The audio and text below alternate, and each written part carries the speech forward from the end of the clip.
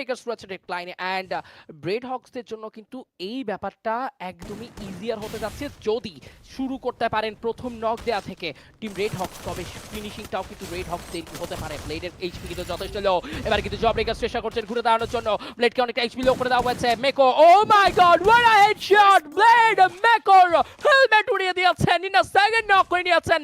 কুটুস তৎক্ষণাৎ ঘুরে গেলেন, জব ব্রেকার্সের উপরে চড়াও হয়েছেন, আক্রমণ করেছেন, and the champion is team Red Hawks. What a show! The champion of Bangladesh once again in Clad Squad mode. Yes, FFWSBD 2025 এর চ্যাম্পিয়ন রেড হক্স প্রমাণ করেছে আরো একবার কেন তারা সেরা, কেন তারা সবার সেরা, কেন তারা আনবিটেবল টিম। একদম total domination Red Hawks. Oh my there God! Motto we believe in domination.